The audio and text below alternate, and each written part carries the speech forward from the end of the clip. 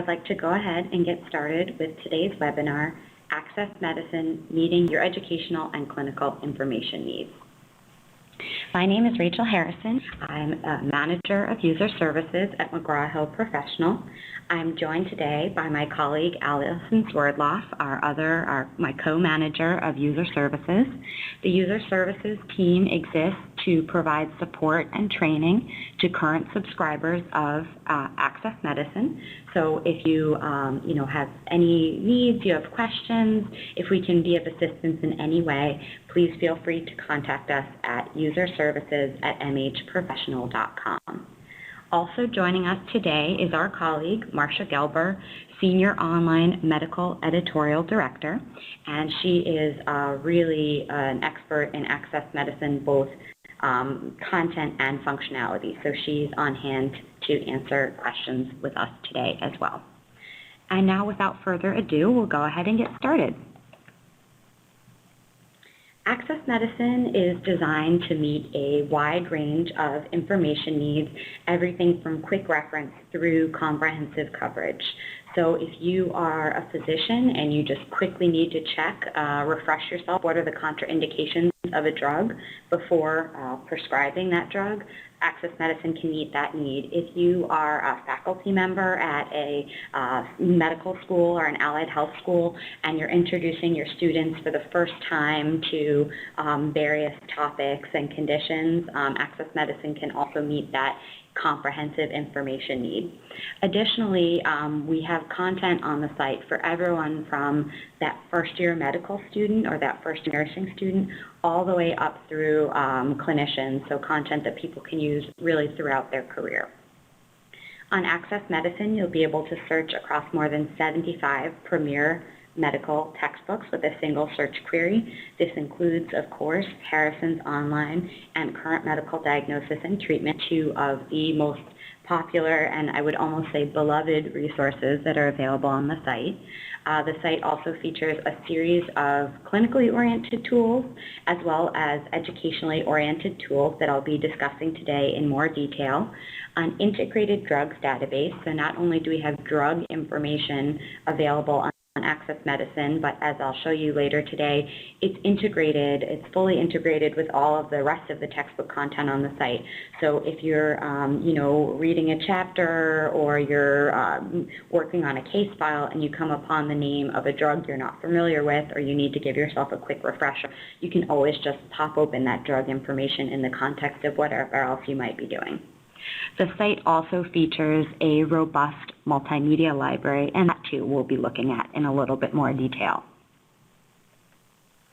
To turn our attention to the clinical tools or the practice tools that are available on the site, just to name a few, one thing that the site features are updates to several of our textbooks, including Harrison's Online, Schwartz's Principles of Surgery, Tintinelli's Emergency Medicine, and a couple of others. And what these updates are in between editions. This is the way that we keep our users apprised of the latest information. So, looking at the example we have available here, talking about a certain treatment for tachycardia, is it successful? Is it unsuccessful? There's new information that's come out in this area, and we don't want our users to need to wait for the next edition of the textbook to have this information.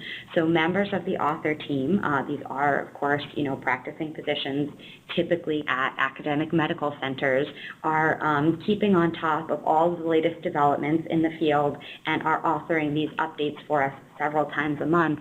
Again, this is our way of making sure we're providing our users with the most current information that's available.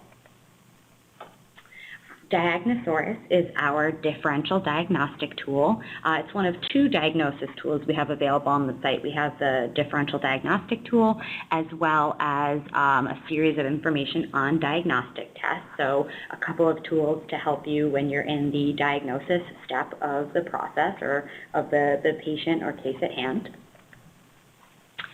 Guidelines. This is something that, I think people might not necessarily think of when they think of Access Medicine Of course, you're going to think of guidelines.gov and AARQ and other resources like this for very comprehensive guideline information. The benefit of this information on AccessMedicine is that it's really the nutshell version. So we have, it's taken essentially from what's very much like a pocket guide that physicians used to, carry around in their pocket to consult what are the latest guidelines from various professional organizations. So if you have time to read that full 15 or 20-page guideline, there is always going to be a link out to the primary source material on AccessMedicine. But if you don't have time and you really need that nutshell version, that's what we're providing for you. And the last particular feature that I want to call out at this time is quick medical diagnosis and treatment. As the name implies, it's related to, actually adapted from, current medical diagnosis and treatment, which is a resource that's beloved from everyone, to physicians, medical students, nurses, PAs, really everyone in the health science is familiar with CMDT, as it's so called. And QMDT, quick medical diagnosis and treatment, is really essentially the point of care version of CMDT. So rather than having the information in paragraph form, it's in bulleted, high yield, quick to read, quick to digest, just what are the clinical features, what are the clinical findings, diagnosis information, treatment information, just boom, boom, boom, really that information, the information formulated to be consulted at the point of care. So again, these are some of the most heavily used clinically oriented resources on the site, and we will have a look at all of these. The PowerPoint is just a few more slides, and then I'll be switching over to demonstrate these features for you on the live site. Turning now to some of the more educationally oriented features that we have available. We have over 6,000 question and answer questions available. Some of these are associated with Harrison's Online. We also have a large body affiliated with Williams Obstetrics, and then we have a series of smaller corpuses of Q&A on microbiology and epidemiology and a couple of other topics that we'll, again, be looking at together shortly. So it's a great way, it's a great sort of self-study tool for questions. We have questions available both for the medical student level as well as the resident user level. Case files, this is a piece of content, or this is an area of the site, I should say, that is particularly geared towards medical students. It's designed to help them learn how to approach a case and to help them hone their diagnostic skills. This content has become increasingly valuable with the rise of the quote-unquote flipped curriculum, or what's also called team-based learning or case-based learning, where groups are looking at cases together and working on cases together collaboratively to try to solve a case. So if you are at a school that is using the team-based learning method, the case-based learning method, please be sure to check out the case files available on AccessMedicine. There's really a great corpus of material available for you. Clerkship Corner, as the name implies, this resource or this area of the site is really directed at those third and fourth year medical students.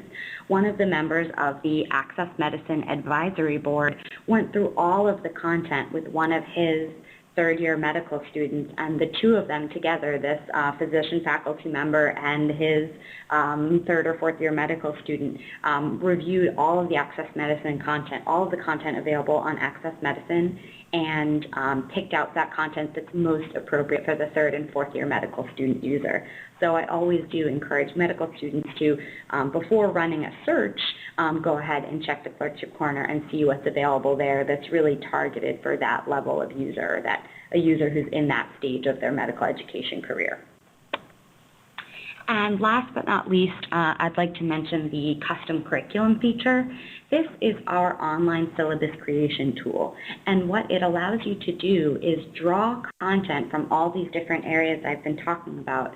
So textbooks, multimedia, question and answer, case files, essentially everything I've been discussing, and pick out just those pieces of content which are directly relevant to the topic you'd like to educate your students or your residents about, and create a targeted set of learning assignments based on that content.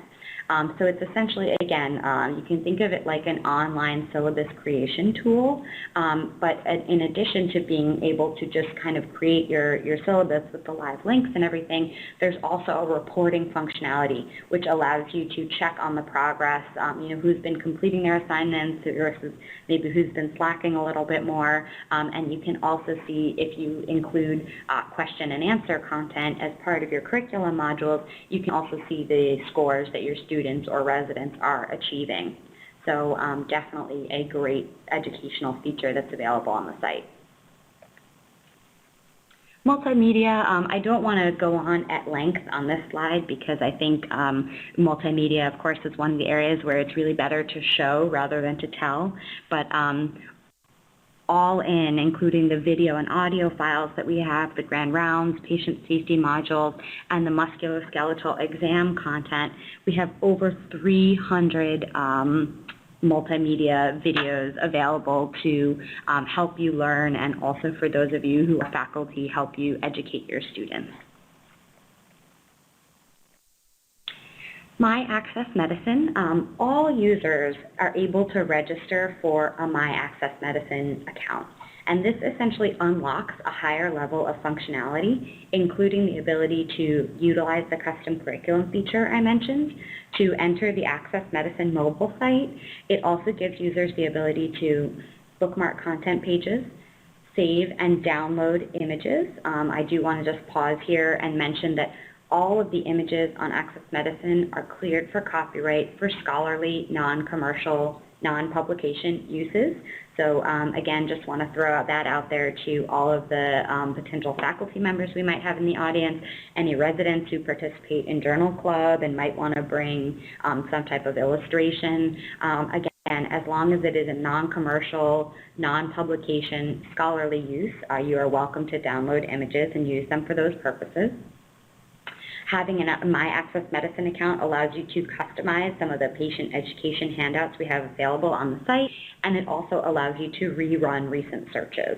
So a number of good reasons to register for a My AccessMedicine account, and it is no added cost whatsoever to do so. So I always encourage all of our users to register for their My AccessMedicine account. Before we do go ahead and jump over to the live site and start having a look, I want to just quickly describe to all of you how you can access AccessMedicine on your mobile devices. So on the iPhone, BlackBerry Bold, and all Android devices, users simply need to have a My AccessMedicine account that I was just discussing, especially for you institutional users out there, so those of you who access the site through your institution subscription rather than having personally paid for a subscription. You need to create that My AccessMedicine account from on-site at the medical school, at the clinic, at the hospital where you work. So be sure to complete this one-time registration so that then when you do want to use the site on your mobile phone, you'll just be asked for your My AccessMedicine username and password, and voila, you'll be in. I do want to call out that the screenshot that you're seeing on the slide here is what the AccessMedicine mobile home screen looks like, and you can see it's been optimized for the 2x4 inch screens or 2x3.5 inch screens that are prevalent on mobile devices, and user feedback helps us pick those resources which are going to be available on the mobile optimized site. So of course, Quick Answers, which is a nickname for quick medical diagnosis and treatment, drug monographs, differential diagnostic tool, those things that you'd be more likely to need at a bedside care situation or some kind of point of care, or if you need to quickly consult information, when you're running between patients. Those are the kind of targeted resources you're going to find on the mobile optimized site. For those of you who are iPad users, on the iPad you will be seeing not that mobile optimized site I was just mentioning, but the screen of the iPad is large enough to accommodate the full desktop site. So on the iPad you'll have access to multimedia, Q&A, and really the same feature set that you would from a desktop computer. In order to use AccessMedicine on your iPad, if you're on site at the institution that subscribes and you're hooked into the Wi-Fi, you won't be asked for any authentication whatsoever. If you're not hooked into your institutional Wi-Fi, or if you're off campus entirely, you'll need to access the site on your iPad just as you would from a desktop computer. So that varies quite a bit from institution to institution. Many institutions use a proxy server. Some have their users log in through VPN, yet others use a method called Athens authentication. So it will vary institution by institution. If you're not sure, I would certainly recommend that you contact your librarian, who certainly will be able to help you figure this out. And without any further ado, I'm going to go ahead now and jump over to the AccessMedicine site and begin our, begin our live demo.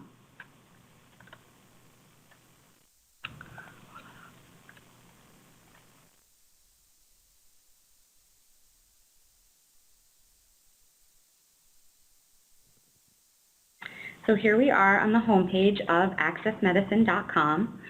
Largely the homepage is just going to be providing you quick access to all of the content and features that are available. So this textbooks area here maps to the textbooks on the navigation bar, quick medical diagnosis and treatment, maps up to quick medical diagnosis and treatment, and so on and so forth.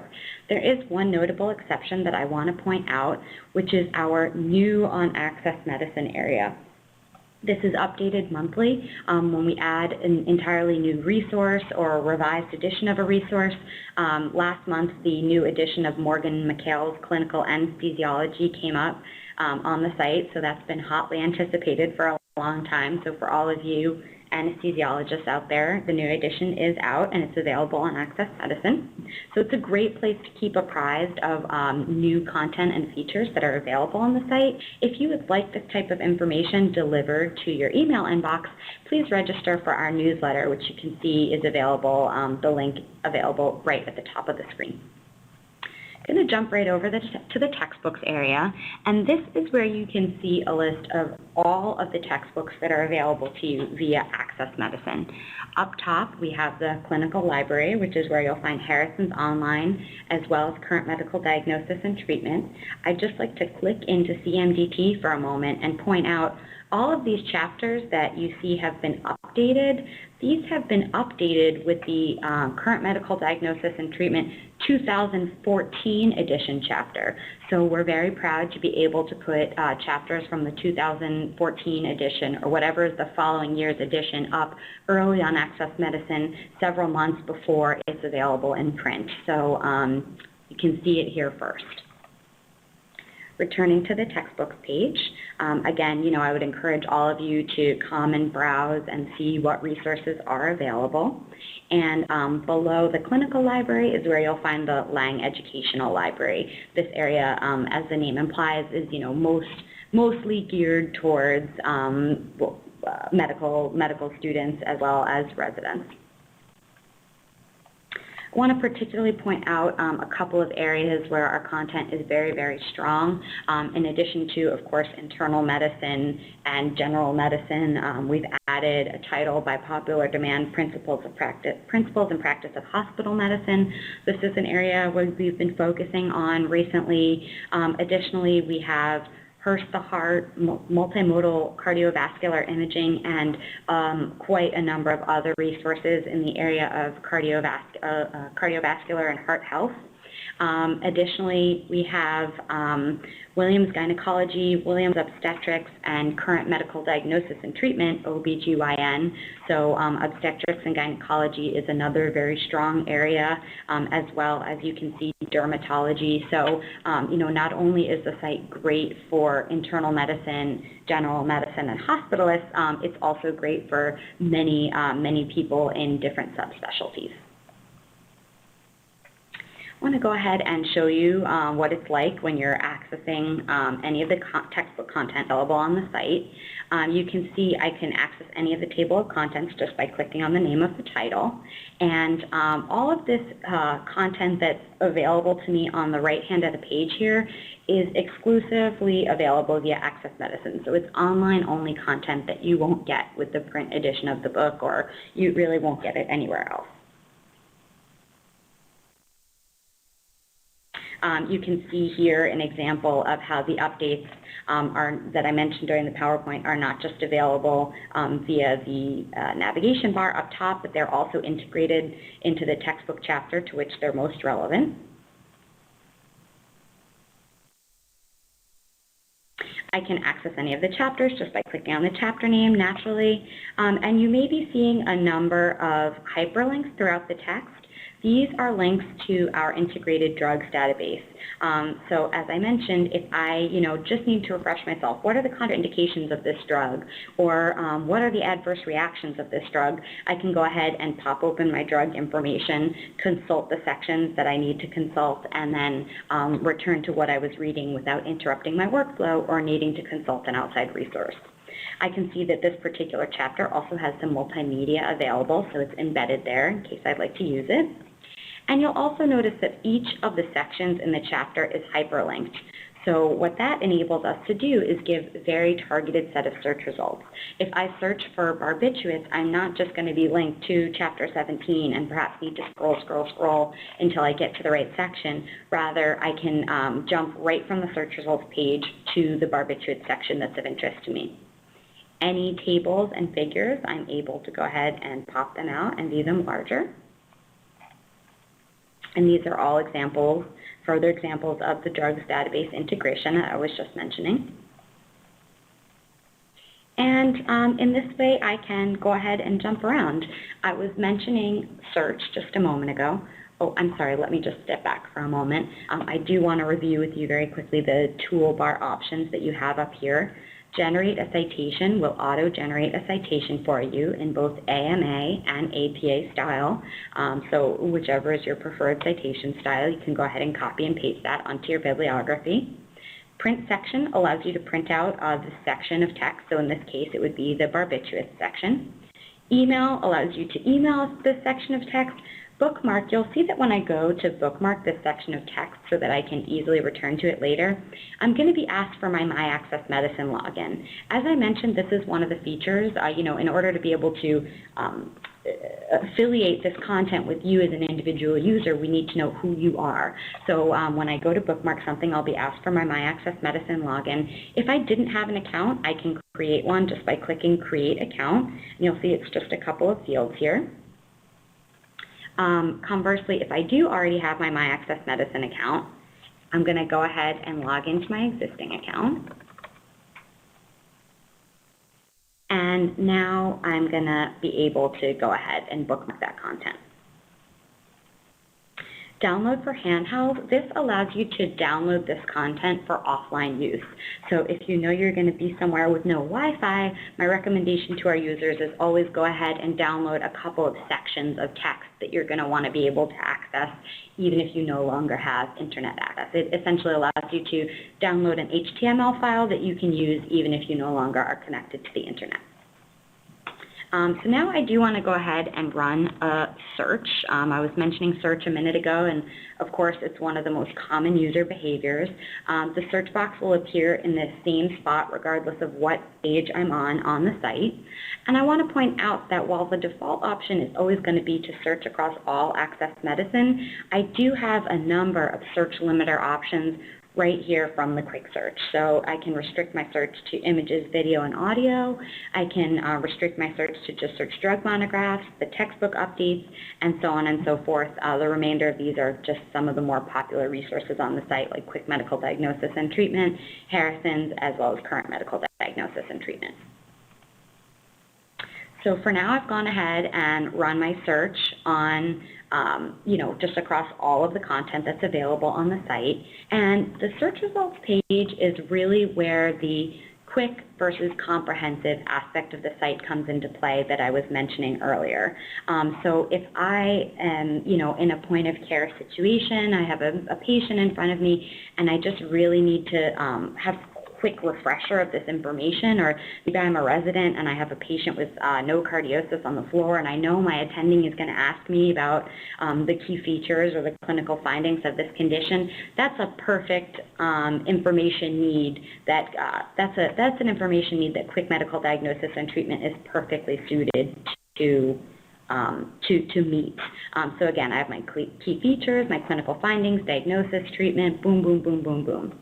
On the other hand, if I am a physician, I'm a faculty member, and I'm introducing my students to this topic for the very first time, I have an entire chapter from Harrison's Online. I have nocardiosis from a dermatology perspective, from a microbiology and immunology perspective, from, again, more microbiology, which is not surprising considering the subject of my search. I have nocardiosis from a surgery perspective, from a pharmacology perspective, and so on and so forth. So that's what I mean when I say that Access Medicine really is designed to meet all information needs from the quick all the way up through the comprehensive. One extra click up here will bring up my video and my image and multimedia results. And if I do decide that, hey, actually it looks like this image might be one I might want to share with my journal club, or maybe it is one that I'm going to want to include in the lecture that I'm giving next week to my students or to my residents, I can go ahead and add it to my saved images. If I weren't currently logged in to my Access Medicine account, I would be prompted to log in, but since I'm already logged in, I just get this little confirmation message, and that image will then be available for me to download in the My Access Medicine area, along with any other images I have saved. Now that we've had a look at the textbooks and we've had a look at the search functionality, I want to turn my attention to discuss some of the more clinically oriented features on the site, to be followed, of course, by the more educationally oriented features on the site. So we've seen an example of how the drug monographs are integrated throughout all the textbook content on the site. They're also available here for browsing. And they're also, as you might have noticed, an option in the quick search drop-down menu. So if I just want the drug monograph and I don't want to dig through all search results, I can limit my search to just drug monograph and pull that up very quickly and easily. Updates, the ones that were slipping my mind earlier, what looks like just Goodman and Gilman's actually, so I got 3 out of 4, not too bad. I can restrict my view to just updates from the last 2 weeks. I can view all those for the last 12 months, or I can, select by month. When I am looking at a particular update, I'll always have the option to view it in the context of the chapter to which it's most closely related. So this, as you can see, this particular update was written by Dr. S. Andrew Josephson, who's at University of California, San Francisco. And most of the updates down at the bottom include one or more references. So you'll always be able to go out and consult that primary literature. But again, we're trying to provide you with this nutshell version here so that you can read and absorb this information and move on with your day. The updates I should also mention, and you may have already noticed, are always posted to the home page when they're newest. And it looks like we have one from just today. So you can see they're coming out all the time. Hello, this is Rachel's colleague, Alice Swartloff. I think that this would be a good time to check on some of our questions and see if we can provide some answers for you. So one of the questions that came in is there a mobile app for Access Medicine? And the answer is not at this time, unfortunately. No, there is no app. So just to follow up on Allison's answer to that question, we don't currently have a mobile app for Access Medicine, but as I showed earlier, you are able to access the site on your mobile devices in the ways that were outlined during the PowerPoint presentation. Diagnostic tests. This feature, as the name implies, Pocket Guide to Diagnostic Tests, was adapted from a little pocket guide that physicians used to carry around in the pocket of their white coats. And it's the information you'll see that's available here very much reflects that. So it's really, again, along with what I was mentioning previously about the guidelines and quick medical diagnosis and treatment, one of the major priorities we're thinking about when we're putting clinical content up on the site or content oriented towards those clinical users is getting them the information they need in the quickest amount of time so that they can continue on with what they're doing, because we all know that physicians and other healthcare workers are very busy and typically don't have time to linger. Here is our differential diagnosis tool, lovingly nicknamed Diagnosaurus. You can browse by symptom, by disease, or by organ system. If my patient comes to me with urinary frequency or an issue of urinary urgency, I can see both what are the differential diagnostic options for that condition, and I can also see related information. In this case, because I was browsing by symptom, I can see related symptoms. So if my patient comes to me with urinary urgency but mentions they're also suffering from urinary incontinence, I might want to go ahead, check the differential diagnostic options for urinary incontinence, and then essentially sort of cross-reference to find what is my most likely diagnostic option. So between diagnostic tests and our differential diagnostic feature, we hope we have a couple of really valuable tools that are available for you to help aid you in your quest to diagnose. I'm going to have a look now at the guidelines feature I mentioned. It's adapted for online use from current practice guidelines in primary care, the 2013 edition. And you can see we have a number of different conditions covered. And I've opened up the entry for obesity. So the nice thing, as I mentioned, you're not going to get that 15, 20-page guideline to read through and review. Instead, you're just going to really get the nutshell. The recommendation from the AAFP is that clinicians screen children aged 6 years and older for obesity.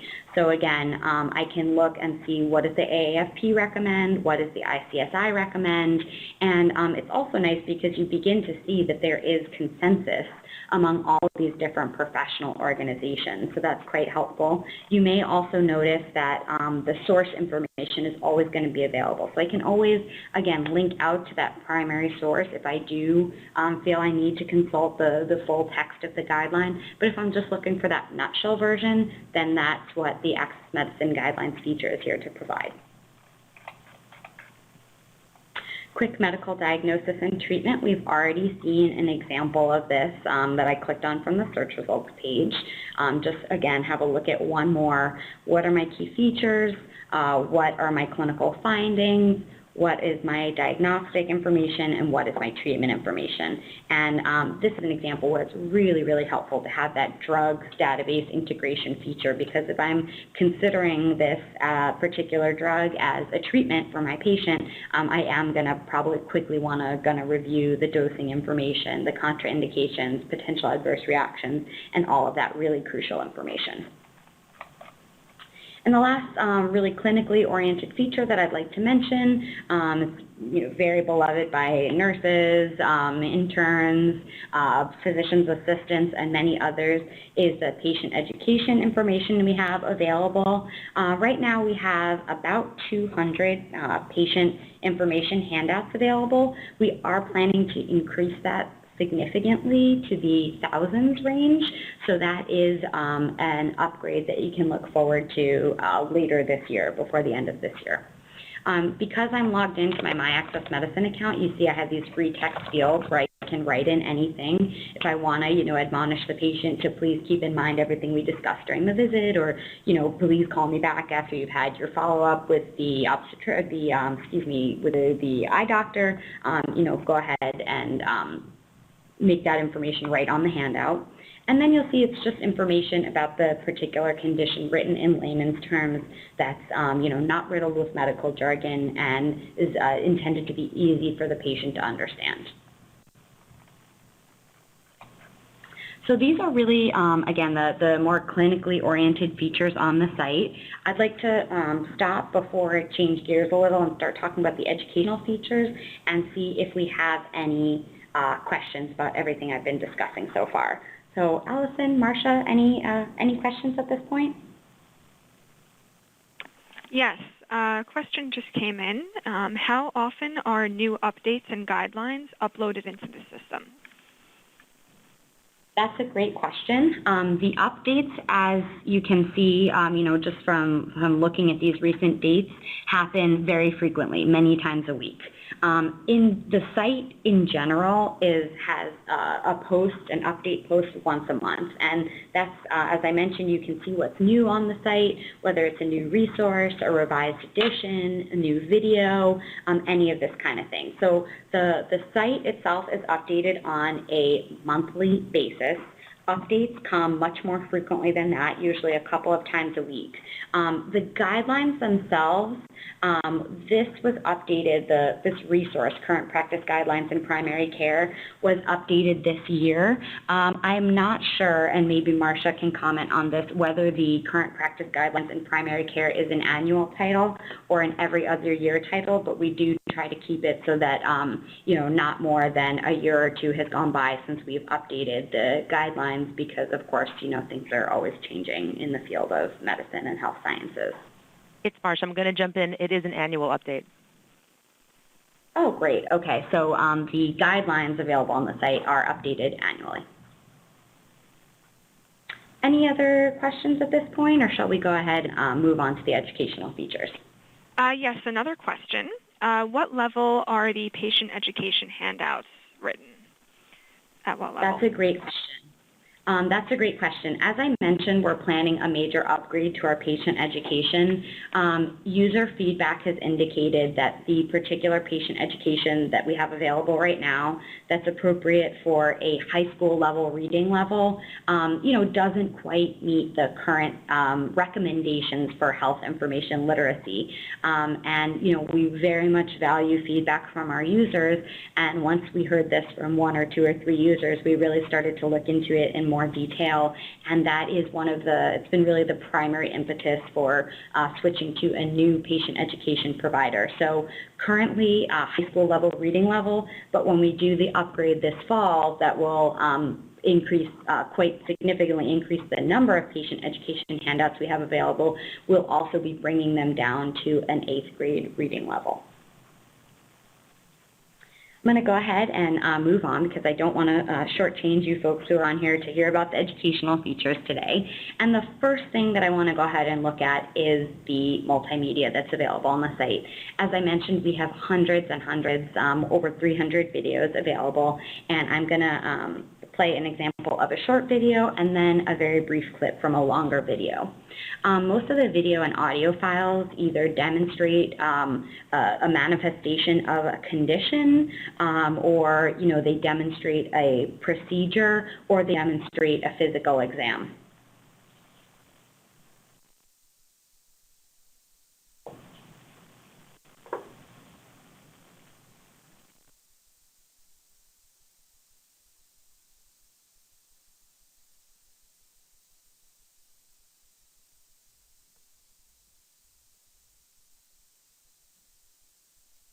So just play a couple seconds of that video. Sorry, I didn't give any warning to those of you who may have been eating lunch in the audience. But, this is really an example where if a picture is worth 1,000 words, then this video has got to be worth at least 1,000,000 because, how can you describe what a bleeding Mallory Weiss tear looks like to your students or to your residents, and just so much easier to be able to share this visual content with them. I'd like to play one more short example. Of course, we're not going to be able to cover everything that's available, but I really encourage everyone to, go and explore the multimedia area of the site and see, what's there that's going to be useful to you and going to be relevant to your area of interest. This video on the mental status exam, you'll see is chapterized, so I'm actually able to jump around to that section, which is most interesting to me.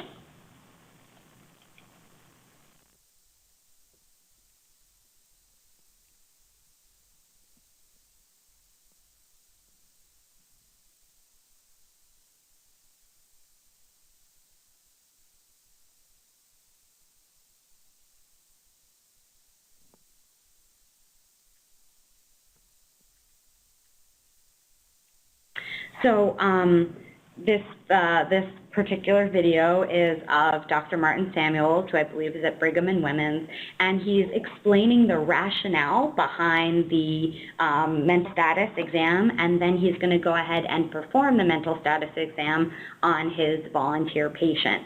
You can see this video is quite a bit longer. The last one was about 37 seconds. This one is more than half an hour long. Dr. Samuels is very, very thorough. He's one of a couple of physicians at a couple of different, well-known, well-renowned institutions that have agreed to create multimedia to complement the text-based content that's available on AccessMedicine.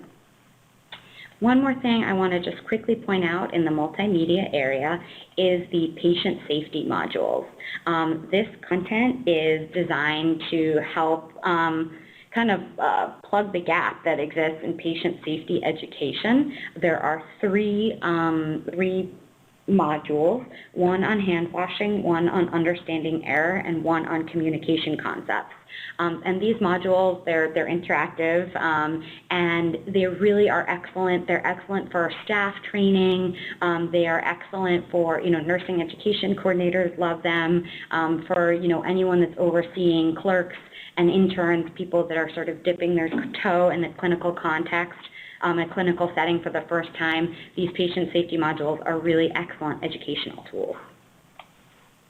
Moving on to the Q&A, you can see what kind of question and answer content is available on the site.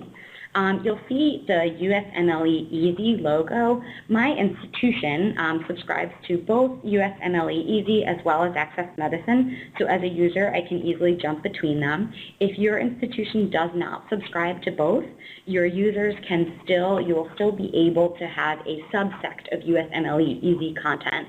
So even if you're not a USMLE Easy subscriber, you will still have some USMLE preparation content available. Just essentially a subsect of that which is available to full subscribers on the site. The other Q&A we have available, you'll see, is associated with particular titles. So Harrison's Principles of Internal Medicine, Williams Obstetrics, and then a series of Q&A books related to the Lang Educational Library titles, Biochemistry, Biostatistics, Epidemiology, and so on. I'm going to just take a very quick 2-question quiz so you can see what this functionality is like. I have my question, I have my answers, I get to read and review.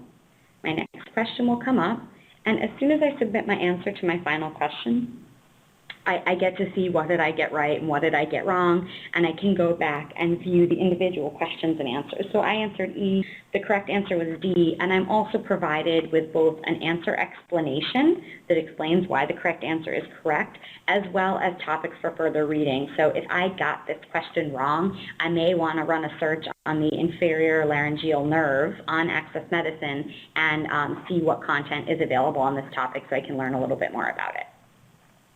So these are the type and topics of Q&A questions we have available. Moving over to the case files. We have over 250 case files, selected case files from both the Toy Case File series as well as the Pathophysiology of Disease series. And you'll see that I have my case presentation, that's going to give me the whole, the patient, their chief complaint, their vitals, all of the necessary information one would need to begin to approach a case. I have a series of case questions that also allows me, I can view the answer to the questions. So these really are designed primarily as a self-study tool. And then I have information on the approach to the case. I am provided with some clinical pearls, some references, and I wrap up with some comprehension questions. The next feature I want to discuss is the Clerkship Corner. As I mentioned, this is essentially a specially curated area of the site. So it's not going to be different content separate from what you could find in the textbooks area of the site or some of the other areas of the site. Rather, this content has been, you could say, hand-selected or hand-curated by one of our advisory board members, Dr. Spicard, along with one of his medical students to help pick out those pieces of content on the site, those readings on the site, which are most applicable, most readily understandable, and most relevant to a third and fourth year medical student. And last but not least, I'd like to briefly describe the custom curriculum feature to you. To do a full demo of custom curriculum probably would take a half an hour or so. We don't have time for that full robust demo in today's webinar, but I just want to whet your appetite, and then any of you who may be interested in learning a little bit more about it, please contact the user services team, and we'll be happy to set up a webinar with you to discuss the needs at your institution and how custom curriculum can help you meet those needs. So essentially, there's two levels of organization within custom curriculum, the topic level and the learning module level. You can think of the topic as the sort of umbrella level and the learning module as the subtopic level. So in this first example that we see here, my topic is cardiac conditions, and my learning modules are bradyarrhythmias, congestive heart failure, ischemia, myocardial infarction, and so on and so forth. And what I'd like to show you is just an example of a completed learning module. So this is a learning module that the instructor has created and finalized and pushed out to their residents, for their residents to work with and to begin to use. So they've given their learning module a name, a brief description, a set of learning objectives. They start out the learning module with a 20-question pre-test, so the residents will need to start by taking the pre-test questions. And then, as I mentioned, they've drawn content from all over the site. So we have some content from Clinician's Pocket Reference Resource, some from Harrison's, some from Hazard's Geriatric Medicine and Gerontology, and then a series of chapters from Hearst the Heart, because this is, after all, a cardiology topic, as well as content from Pathophysiology of Disease and Principles of Critical Care. They've included a video, actually in this case it looks like an animation that comes from the Goodman and Gilman's resource, and then they wrap up with the post-test. So this is what I mean when I say that custom curriculum allows you to synthesize a targeted set of learning assignments for your students. I'm pulling all content from all over the site that's most relevant to my topic into a targeted set of assignments. I'd just like to go out and show two more things about custom curriculum. One is that the learning module that we looked at just now did not include an outside assignment, but that is also available. So there's an additional assignments area that allows you to link out to other resources, journals, either on PubMed or any other licensed resources that you may have available to you at your institution. You can also use this area to just say, be prepared on Tuesday to discuss the most interesting case that you saw at rounds this week and what made it interesting to you. So this is really your area to integrate any content that's not available on AccessMedicine. We recognize that the site is going to be able to meet many of your information needs, but of course not all of them, and so we do allow for that outside integration, the integration of outside content rather. And then I also just want to quickly click over to the Reports tab to show you how you would be able to run a report on your student's activity. So I can select which particular students I'd like to report on. I can also create a group so that I don't need to continually select my students over and over again. I select a date range for my report, and I decide, do I want to report on entire topics or individual learning modules, and we'll just select a couple here and create report. And you can see here, I can see how Jerry is doing in his abdominal aortic aneurysm and circ introduction and acute rheumatic fever categories. I can see how Christina is doing in all of these various categories and so on and so forth. I unfortunately have some slackers who, as you can see, haven't started, but if they had started, or if they had completed rather, I would have a completion date available to me. And I can also click in to any of the individual users and see their activities in all of their learning modules. And if there is test content available, if this student had completed the test, I'd be able to see complete 85% or complete 87% or whatever score they may have achieved. So that really is custom curriculum in a nutshell. As I mentioned, if you are interested in learning a little bit more, please contact the user services team. And I'd like to go ahead and just at this point switch back to the PowerPoint. I think we have time for 1 or 2 more questions before we have to wrap up today. So Allison, Marcia, are there any additional questions we might want to address? Yes. Can we add local resources to the custom curriculum learning modules? So PowerPoints and other files like that. So right now, custom curriculum does not include the ability for instructors to upload content. So what you would need to do in order to integrate a PowerPoint or a PDF file or a Word document that you had created would be to host it on the web somewhere.